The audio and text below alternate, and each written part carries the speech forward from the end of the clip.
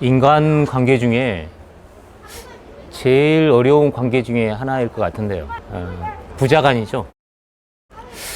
저도 생각해 보면 뭐 우리 시절에는 대부분의 아버지들이 그랬지만 이렇게 뭐 다정다감하게 저랑 뭐 대화를 많이 나눈다든지 아니면 제 꿈에 대해서 좀 물어보셨다든지 아니면 뭐 일상생활에 뭐 친구 관계라든지 저에 대해서 뭐 물어본 적이 한 번도 없으셨거든요. 술을 좀 좋아하셨기 때문에 술을 한 잔 하시고 들어오시면 제 손을 잡고 이렇게 뭐 들깡달깡 이렇게 좀 놀아주는 정도? 그 정도 기억이 있고 좀 대화다운 대화? 좀 제 속마음을 얘기한다든지 아버지의 속마음을 들어본다든지 그런 기억은 없습니다. 그래서 저는 이제 자라면서 제가 만약에 이제 아들을 낳는다고 하면 그 아들하고 이제 목욕탕도 같이 가고 그다음에 뭐도 하고 이제 뭐 이제 그런 계획을 좀 세운 적이 있습니다만 뭐 저는 이제 딸만 있어서 뭐 이제 그런 경험을 이제 하지는 못했습니다만 제 마음 속에는 어렸을 때 어머니가 이제 제 생활의 모범 뭐 이제 그렇게 돼 있었기 때문에 약간 오디푸스 컴플렉스라고 하나요? 아버지에 대해서 좀 이렇게 좀 미워하거나 아니면 싫은 어떤 그런 감정들이 이제 마음에 이제 한참 차 있다가 대학 들어와서야 제 스스로 좀 마음 정리하는 시간을 좀 가져서 그런 불편한 감정이 이제 없어지긴 했습니다만 부자 간의 어떤 그런 문제들이 인간관계 중에 좀 속 터놓고 그 다음에 그렇게 대화를 하고 하기가 쉽지만은 않은 것 같습니다. 그런데 바이블에 예수님하고 하나님하고 이제 아버지와 아들 사이잖아요. 그런데 우리가 좀 쉽게 넘어가 버린 표현 중에 하나가 예수님 십자가에 못 박혀가지고 마지막 돌아가시기 직전 엘리 라마 사박다니에서 나의 하나님 어찌하여 나를 버리셨나이까 이런 얘기를 해요. 그래서 그냥 예수님이 그냥 하시는 소리처럼 받아들이기도 하고 얼마나 괴로웠으면 저런 한탄에 섞인 소리를 했을까 이제 그렇게 이해하기도 하고 그냥 있는 대로 보면 진짜 하나님이 예수님을 버린 거거든요. 아들을 버렸고 그래서 예수님이 그걸 아셨기 때문에 버림받았다는 걸 알았기 때문에 어찌하여 나를 버리셨나이까 이렇게 표현이 돼 있는데 그 표현을 너무 좀 그냥 종교적인 그냥 뭐랄까 어떤 지나가는 말로 그렇게 이제 이해를 하는 면이 있는 것 같습니다.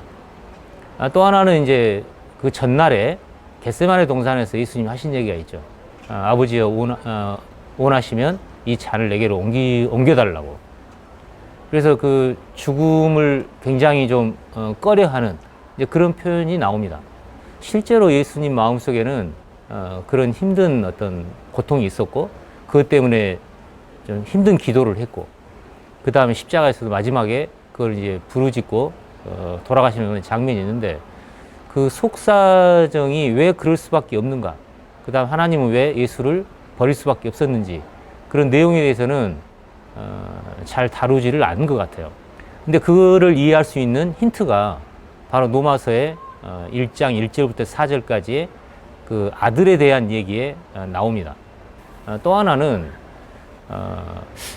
아버지가 둘이면 이제 복잡하잖아요.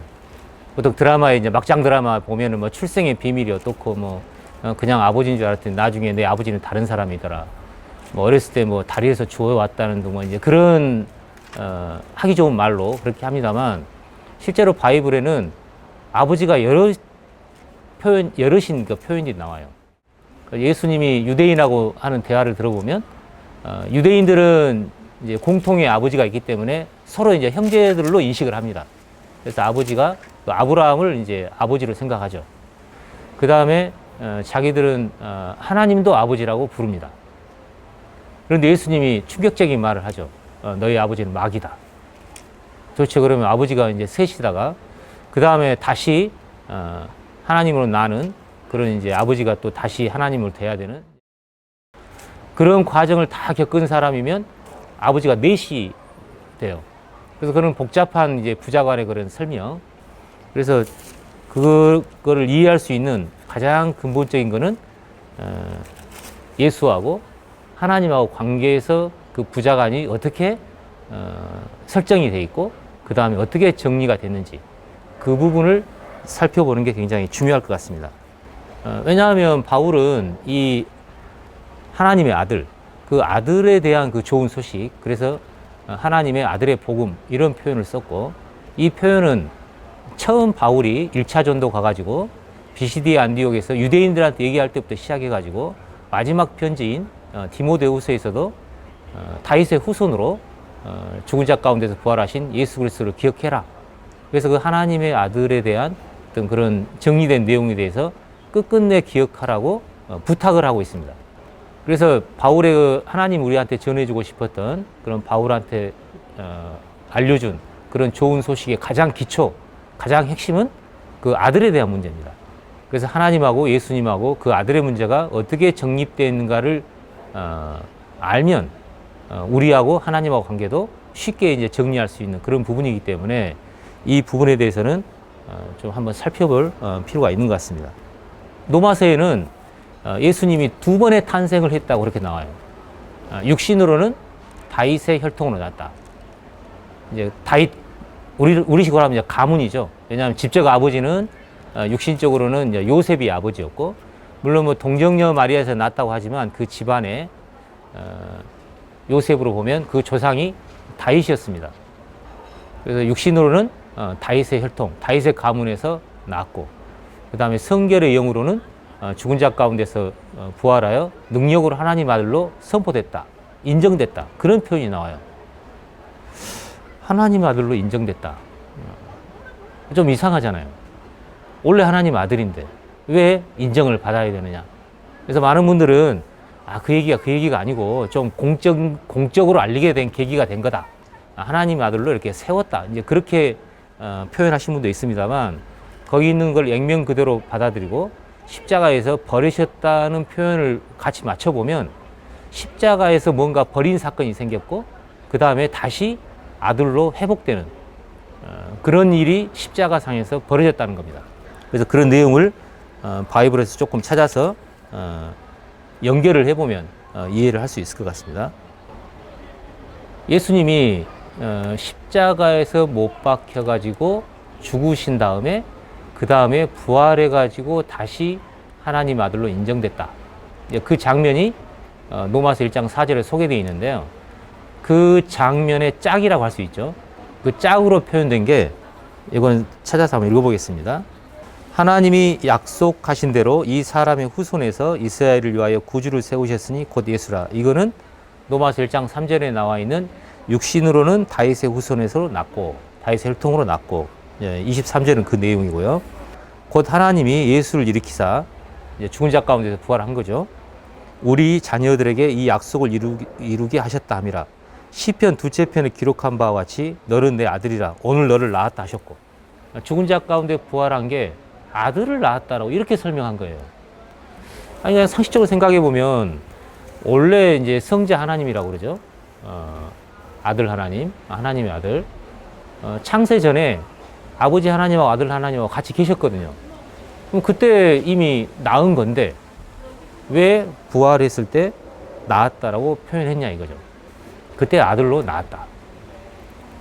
그 얘기는 십자가에서 그냥 나의 하나님 어찌하여 나를 버리셨나이까가 그냥 하신 얘기가 아니라 실제로 하나님이 예수님을 버려가지고 아들의 지위를 박탈한 겁니다. 좀 심하게 표현하자면요. 근데 그거 너무 이제 좀 끔찍하잖아요. 십자가에 돌아가신 것도 억울한데, 우리 죄를 위해서 돌아가셔서 억울한데 아들의 지위까지 박탈했다고 하기엔 너무하고, 또 다시 아들로 회복시켜주는 과정에 부활이라는 그런 내용들이 있다는 것을 생각해 보면 이게 좀 심리적으로 받아들이기 어려운 면이 있는 건 사실인 것 같습니다. 근데 있는 대로 받아들이자면 십자가에서 버림을 받아가지고 어디로 가셨느냐? 사도행전에 두 개가 구분됐다고 나와요. 육신은, 몸은 아리마대 요셉이라는 그 부자가 자기 무덤을 제공을 합니다. 그래서 예수님의 시신을 거기다 안치를 시켰어요. 그러니까 그 거룩한 몸으로서 거룩한 자로 썩음을 당치 않겠다는 말은 무덤에다가 안치를 한 겁니다. 육신은. 그런데 영혼은 놀랍게도 음부에 가셨어요. 음부라는 곳이 그냥 하데스라고 하는 죽은 사람이 가는 곳, 이제 이렇게 생각할 수 있지만 그게 바이블 보면 그렇지가 않습니다. 엄청난 고통이 있는 곳이에요. 많은 분들이 예수님은 돌아가셔가지고 우리 흔히 이제 상가집에 가서 하는 말 있잖아요. 영면에 들어가셨다. 푹 쉬십시오. 그런 표현을 쓰는데 몸은 무덤에 가서 쉬고 있었지만 영혼은 쉴 수 없는 곳으로 간 거예요. 많은 분들이 이제 십자가에서 죽으시고 하나님한테 가가지고 편하게 계셨다 그렇게 되어 있지만 바이블은 분명하게 표현된 것은 음부에 갔다고 설명되어 있습니다. 영으로 지옥에 있는 옥에 있는 영들에게 갔다라는 베드로전서에도 이제 그렇게 설명이 되어 있고 사도행전에 분명히 시편 그 다윗의 그 기록을 그대로 빌어가지고 베드로가 설명한 거죠. 내 영혼을 음부에 버리지 않고. 그래서 십자가에서 죽으셔가지고 영혼이 음부에 갔다라는 것은 나의 하나님 어찌하여 나를 버리셨나이까 그 말이 그 버렸다는 말하고 영혼을 음부에게 버리지 않고 그 버렸다는 말하고 헬라어가 똑같습니다. 그래서 예수님의 영혼을 하나님이 음부에다가 버려버리신 거예요.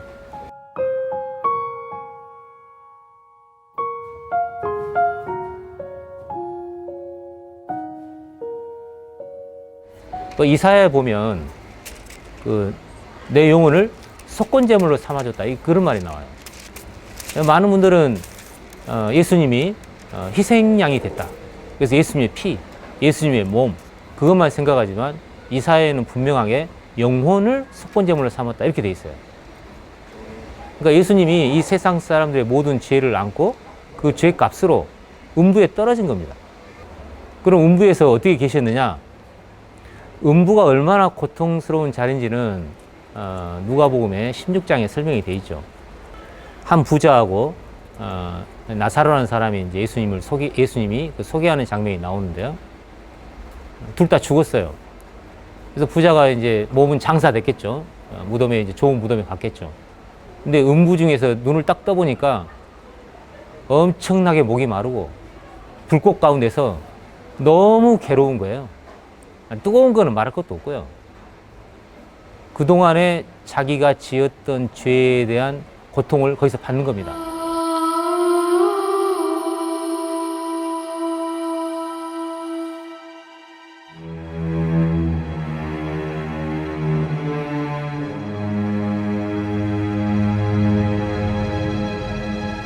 영혼이 무슨 고통이 있고, 영혼이 무슨 눈이 있고, 그 다음에 손이 있고, 그 다음에 혀가 있느냐 하지만 영혼도 이 사람 몸하고 똑같이 생겼습니다. 그래서 몸이 없더라도 고통을 똑같이 느낄 수가 있고 그렇게 설명되어 있어요. 부자는 자기가 저지른 죄 때문에 매일 잔치하고 뭐 했기 때문에 아마 혀로 지은 죄가 제일 심했을 거예요. 그래서 음부에 가서도 목이 너무 타고 혀가 괴로우니까 혀에다가 물 한 방울만 떨어뜨려 가지고 혀 좀 서늘하게 해달라고 그렇게 부르짖었거든요. 근데 예수님은 모든 사람의 죄를 지고 음부에 떨어졌기 때문에 그런 극한 고통에 엄청난 그런 고통의 시간을 보냈기 때문에 사도행전에 사망의 고통에서 풀어줬다 그런 표현이 나와요. 아니 돌아가셨으면 통증이 없죠. 시신은 아무 느낌이 없었어요. 그런데 영혼은 모든 사람의 죄를 다 안고 갔기 때문에 그 고통을 고스란히 안고 있었습니다. 십자가의 고통도 엄청났죠. 6시간 매달려 있었으니까요. 근데 그 영혼이 받은 고통은 무려 3일입니다. 물론 십자가의 고통도 엄청난 거지만 비교해 보면 그 두 강도들이 당하는 그 고통하고 강도는 심리적으로 느끼는 거는 달랐을지 몰라도 육체로 느끼는 그 강도는 똑같이 못에 박혔고 그 다음에 죽어가는 과정이 고통스럽고 6시간이나 되는 긴 시간 동안 이제 버텨야 되기 때문에 힘든 건 사실이지만 그 영혼이 받은 고통은 이루 말할 수가 없죠. 근데 그런 부분에 대해서 우리가 좀 너무 무시하고 살았지 않냐 이거예요. 별로 관심이 없었거나 십자가만 생각하면 뭐 그걸로 됐지 굳이 영혼이 음부에 갔다는 걸 설명하고 해야 되느냐 뭐 그런 면은 있습니다. 하지만 바이블에는 그 명확하게 설명이 되어 있고 음부에서 받은 고통이 왜 받았는지에 대한 그런 부자 간의 설명에 굉장히 중요한 설명이기 때문에 이거는 꼭 짚고 넘어가야 될 부분인 것 같습니다. 그래서 3일 동안 음부에서 엄청난 고통을 받고 그런 그 고통보다도 버림받았다는 그런 심리의 고통이 훨씬 더 컸을 것 같아요. 하나님으로부터 버림받았다. 그 영혼이. 그래서 죽은 자 가운데서 부활해서 다시 아들로 인정이 됐다. 선포가 됐다. 사도행전에 나오는 것처럼 너는 내 아들이라 오늘 너를 낳았다. 그래서 그 영혼을 음부에 버리지 않고 부활시켜가지고 다시 아들로 삼아줬다. 그 얘기입니다. 그런 일이 있었기 때문에 그 사실을 근거로 해가지고 우리도 다시 한번 태어나야 된다. 이제 그 얘기를 하시는 거죠. 하나님하고 우리하고 관계가 재정립돼야 된다는 겁니다. 왜냐하면 예수님이 육신으로는 다윗의 혈통이 났어요. 그 다음에 영으로는 하나님한테 버림받아가지고 하나님의 아들의 지위를 잃었다가 그 다음에 음부에 가가지고 다시 부활해서 다시 하나님의 아들의 지위를 찾았어요. 그것처럼 우리도 육신으로는 각자의 다 성씨의 아버지가 있죠. 저는 이씨니까 이씨성을 가진 아버지가 있었고 그 다음에 영혼의 아버지를 다시 찾아야 된다는 겁니다. 다시 아버지와 아들과의 관계를 정립시켜야 한다는 거예요. 그러면은 예수님처럼 되려면 우리가 십자가에서 못 박혀야 될 텐데 우리 십자가에 못 박힌 적이 없잖아요.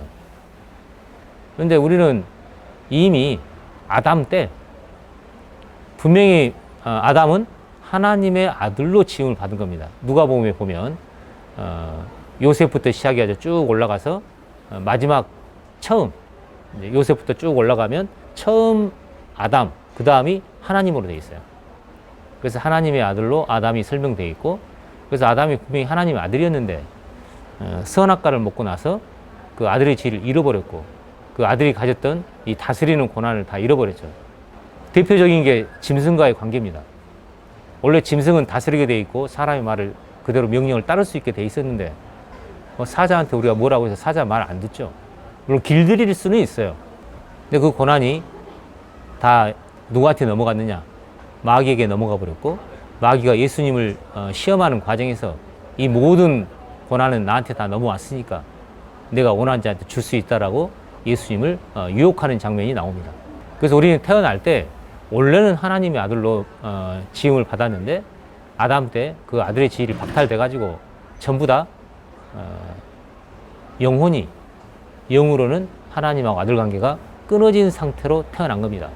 그래서 그거를 이어주기 위해서 우리가 이을 힘이 없으니까 하나님이 그 방법을 찾으신 거고 그게 극단적인 방법을 택하신 거예요. 자기 아들을 버려가지고 회복시켜주는 그 과정을 거쳐가지고 똑같이 우리도 회복시키는 그런 계획이 있었던 거죠. 우리 주 예수 그리스도의 아버지 하나님을 찬송하리로다. 예수 그리스도의 아버지라고 이렇게 나오죠. 그의 많으신 긍휼대로 예수 그리스도를 죽은 자 가운데서 부활하게 하심으로 말미암아 그 예수 그리스도를 영혼을 음부에서 건져가지고 이게 이제 부활이죠. 그래서 다시 아들로 삼아줘서 그래서 예수 그리스도의 아버지가 다시 이제 됐는데 그걸 통해서 우리도 거듭나게 했다. 그래서 우리도 육으로 한번 낳았으니까 두 번째로 영도 다시 한번 낳아야 된다. 그렇게 설명하고 있는 겁니다. 그 방식대로 우리를 거듭나게 해줬다. 그래서 이런 내용에 대해서 그대로 내가 마음에 그걸 이제 받아들이면 믿어지면 우리도 똑같이 하나님의 자녀가 된다라는 게 바이블의 설명입니다. 약간 이제 좀 부연 설명을 좀 하자면요. 내용은 이제 그렇게 됐다는 건 이해가 됐는데 그럼 구체적으로 어떻게 해서 우리가 하나님의 자녀가 되느냐? 바이블에는 진리의 말씀으로 우리를 낳았다. 너희가 거듭난 것이 썩어질 씨로 된 것이 아니고 썩지 아니할 씨로 되었으니 하나님의 살아있고 항상 있는 말씀으로 되었다. 그래서 성경 말씀을 통해서 우리가 거듭난다. 이렇게 많이 이제 이해들 하고 계시는데 예수 그리스도가 죽고 부활해가지고 우리를 거듭나게 해줬기 때문에 그 말씀은 예수님으로 보는 게 맞습니다. 왜냐하면 요한복음 1장 1절에 태초에 말씀이 계시니라 이 말씀이 하나님과 함께 계셨으니 이 말씀은 곧 하나님이라는 이런 내용을 보면 그 말씀이 바로 예수님이기 때문에 예수님을 통해서 나야 된다. 그렇게 설명되어 있어요. 그래서 요한복음에 바로 1장 11절에서 13절까지 보면 자기 땅에 오매 자기 백성이 영접치 아니하였으나 영접하는 자 곧 그 이름을 믿는 자들에게는 하나님의 자녀가 된 권세를 주셨으니 이는 혈통으로나 육정으로나 사람의 뜻으로 나지 아니하고 오직 하나님께로 난 자다. 그래서 하나님의 자녀가 되는 것은 그 말씀이신 아들 하나님, 성자 하나님을 통해서 다시 하나님하고 관계가 맺는 거고, 그래서 그 성자 하나님이 하나님의 아들 예수 그리스도가 십자가에 죽으시기 전에 내가 죽어서 버림을 받아가지고 음부에 가가지고 하나님이 나를 살리셔가지고 아들로 삼아주듯이 많은 사람들을 하나님의 아들로 만들어준다 라는 예수 그리스도 확신, 어떤 믿음, 그걸 가지고 죽으신 거고, 그 예수 그리스도 믿음, 그 믿음이 우리 마음에 그대로 통과가 되면, 받아지면 우리도 똑같이 하나님 아들이 된다라는 게 사도 바울이 전했던 하나님 아들의 복음의 실체입니다. 그래서 그 부자관계가 하나님하고 예수님하고 그런 일이 있었고, 우리도 하나님하고 관계를 회복해야 되는 그런 문제가 있기 때문에 하나님하고 예수님하고 어떤 일이 있었느냐, 그냥 버렸대, 그래 어떻게 됐겠지, 그게 아니라 실제로 버리셨고 실제로 아들로 다시 회복시켜주는 과정을 예수 그리스도가 겪었고, 그 과정이 너무 힘들었기 때문에 순종했다는 표현보다도 죽기까지 복종했다고 그렇게 되어 있습니다. 그래서 하나님이 우리를 이제 사랑했다는 말이 그냥 하는 얘기가 아니라 자기 아들을 주기까지 사랑했다는 말은 십자가에서 내어줬다, 그 차원을 넘어서 음부에까지 영혼을 버려서까지 우리를 회복시켜주는 그런 계획을 가지고 계셨고, 그걸 실현하셨고, 그렇게 해서 하나님하고 예수님하고 관계가 그렇게 정립이 됐고, 우리도 하나님하고 관계가 아들로 회복된다. 그런 내용이 로마서 1장 1절에 4절까지 가장 복음의 핵심적이고 기초적인 기반이 되는 근본적인 그런 내용이 앞에 소개되어 있는 겁니다. 부자관계에 대한 얘기는 로마서 1장 1절부터 4절까지 유심히 살펴보시면 도움이 될 것 같습니다. 이상 마치겠습니다.